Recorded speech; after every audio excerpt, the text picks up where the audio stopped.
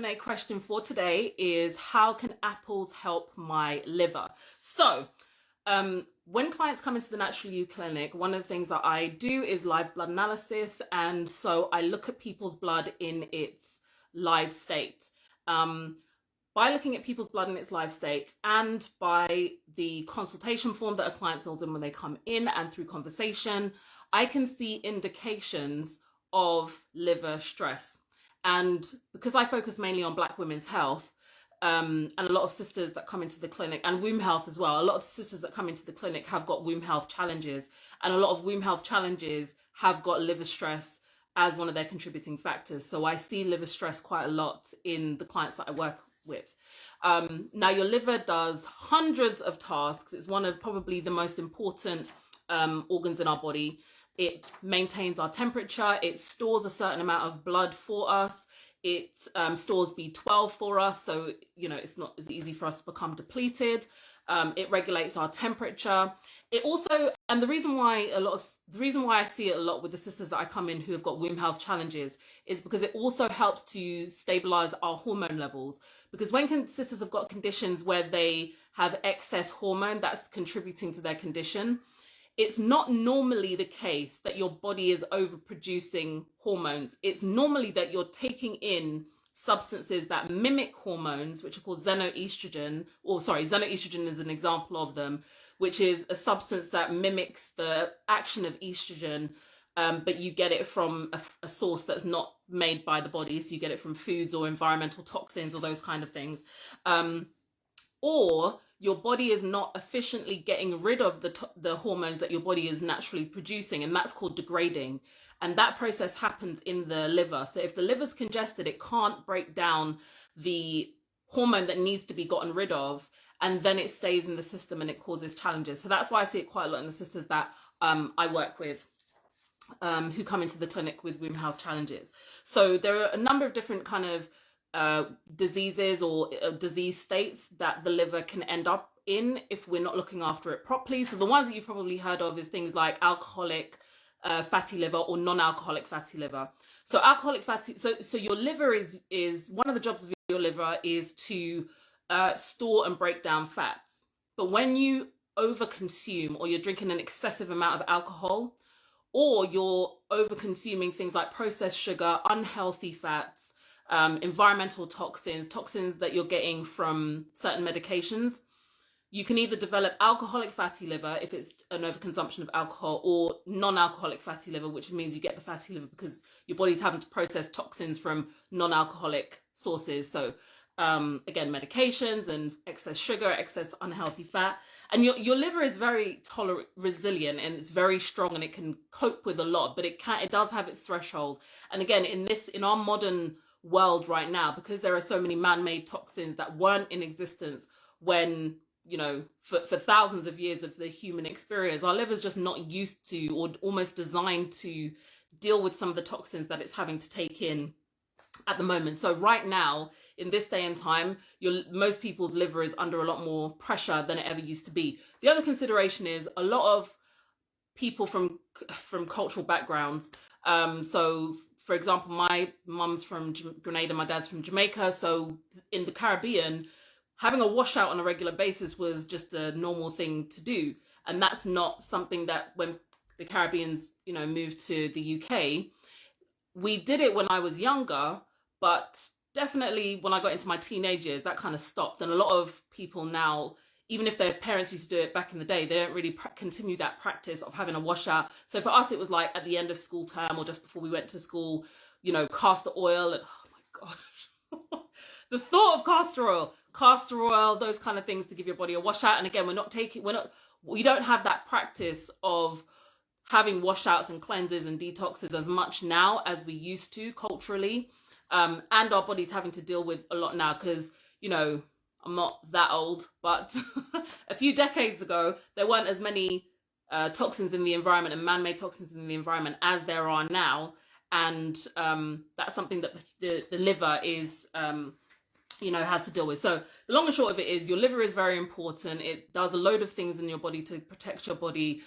It can tolerate a lot, but it has its threshold, and we need to make sure that we're doing something to look after it. And the consideration is that the symptoms of inflammation of the liver or disease or congestion can be a bit random, and they can be kind of associated with anything. So some of the symptoms that you might get if your liver is in trouble is things like pain in your abdomen, loss of weight, loss of appetite, loss of sex drive, fatigue, all those kind of things. The only symptom that you get that would kind of be quite distinctive to a liver challenge that might make you realize, okay, this is probably more of a liver challenge, is jaundice, where your skin has a yellow hue and your eyes get slightly yellow as well. But again, if you're black, that's not as easy to pick up, especially if you're already dehydrated or your eyes are normally bloodshot or the white of your eyes isn't that clear.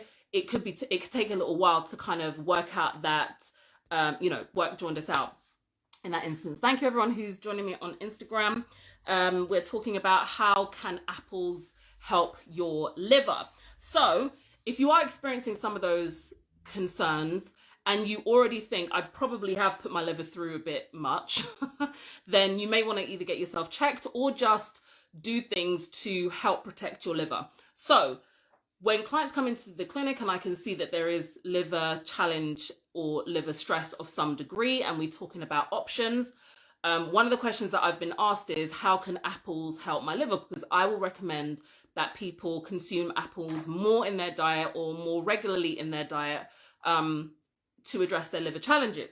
So when clients ask why or how can apples help my liver, there are three main things that apples have, in particular, that can support the liver. So one of those things is something called polyphenols. So polyphenols is a group of nutrients that are mainly found in plant foods, and there's lots of different types of polyphenols, but they basically have an antioxidant function.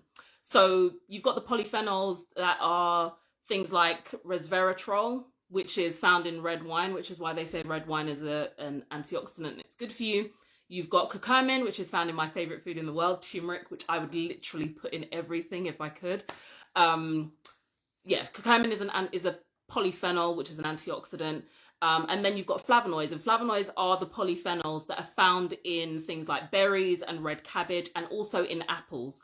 So polyphenols have an antioxidant function, which means that they neutralize the things that most of us have heard of, which are called free radicals. And when free radicals aren't neutralized and they develop in our body, they can damage our healthy cells, which increases our risk of developing things like diabetes and even cancer and heart disease, but it also increases the likelihood of us developing liver challenges. So eating antioxidant rich foods, and the antioxidant that's found in apples is that flavonoids, which is one of the polyphenols, is very protective to your liver. So that's why it's a good reason to add apples to your diet, because of the antioxidant, because of the antioxidant protective impact. Because oxidative stress, which is another term you might have heard of, is that action of the free radicals damaging healthy cells, and the polyphenols will reduce that oxidative state. Polyphenols have also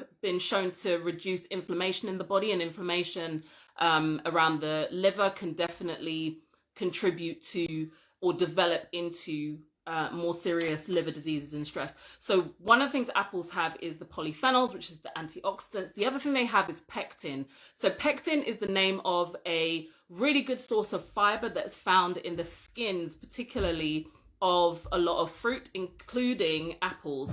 And pectin specifically has been found to, so when they isolate pectin and put it into, just like a supplement form type thing, it's been found to specifically help to reduce non-alcoholic fatty liver. So the fatty liver that's not called, the one that's not the one that's caused by excess alcohol consumption, but the one that's caused by your body having to filter and deal with toxins from other sources. And that can be a very poor diet, so excess unhealthy fat in the diet, again, excess sugar, and the medications that we're taking in. And again, a lot of the sisters who come into the clinic and who, I mean, in fact, a lot of people who come into the clinic generally who have got a specific diagnosed health challenge, a lot of them, when they present to the medical community, one of the things that the medical community is typically going to do is recommend some kind of pharmaceutical drug. So some clients have come in and they've been on pharmaceutical drugs for ages. And I'm talking about, you know, everything from blood pressure medication, beta blockers,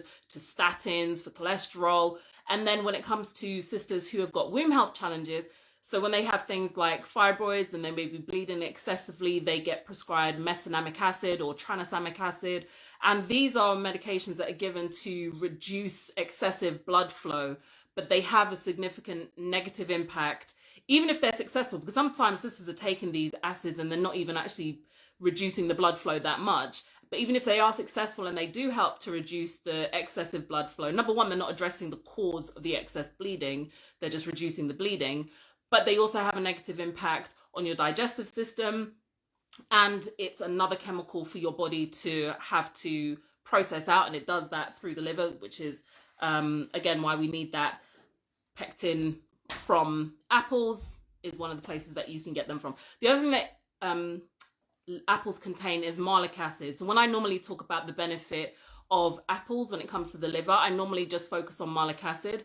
So amongst a lot of other things, because malic acid has loads of other benefits as well, malic acid actually helps to open the ducts that run through the liver to help your liver flush itself out during a cleanse very efficiently. Malic acid's also been found to help to soften and break down gallstones and kidney stones. So when you are about to do a cleanse, when a client wants to do a cleanse, or I'm doing a cleanse with a client, one of the options is, so if you do research into liver cleanses online, they will actually recommend you get the supplement of malic acid, because you can get it isolated in a tablet or capsule form, and you take that for 6 days before a cleanse. When I'm working with clients and doing cleanses, I more recommend that they take apple juice, a specific liver cleanse. I recommend that they have fresh apples in their diet on a daily basis, or they juice 2 to 3 apples a day before the cleanse. So that will make the cleanse easier and more efficient, because everything's already been loosened up and the ducts have been opened up and flushed. So how can we get more of these amazing fruits into our diet? So obviously you could just eat the apples, and you want to make sure the skin is well washed, and you want to chew the skin very well, because if you peel the apple, then you're getting rid of most of that pectin, which is really good for the non-alcoholic fatty liver. And if you're one of those people that have found that they can't, because some people say that they just can't eat apples because it makes their tummy hurt. Sometimes it makes their mouth itchy, or their lips itchy, or their throat itchy. Oftentimes that can be something that's been sprayed on the apple. So for those people, they find that when they either cook it or they peel it, they can eat it without those problems. And sometimes you just need to move to organic apples instead, which are less likely to have those things on them, and they're easier to tolerate. So there was a client that I worked with who said they hadn't eaten fruits since they'd been in this country. And that's another thing, people find that when they come to this they can't eat the fruits in this country, but when they go back home to Africa or the West Indies, that it's fine. So there was a client that said that he hadn't eaten fruits for ages, and I asked him to try organic apples, and he was able to tolerate those. And you do want to have apples in their raw state as well, because when they're cooked, you can lose a lot of those nutrients, the antioxidant, polyphenols, the pectin isn't as efficient, the malic acid isn't as efficient when the apples are cooked. So as much as you may love the idea of some apple crumble to get this apple in, unless you're going to have a raw apple crumble, which I have a recipe for in my book, Leah's Raw Food Feast. I'm actually going to be doing a Leah's Raw Food Feast workshop in Birmingham in June as well, which you can find out more about on my website, naturallyyoucoach.com/events, and you can find out about all the other events that I'm having as well. So I make a raw apple crumble, so that could be a way for you to get your apples in on a daily basis. So yeah, if you can't normally have regular apples, try organic apples.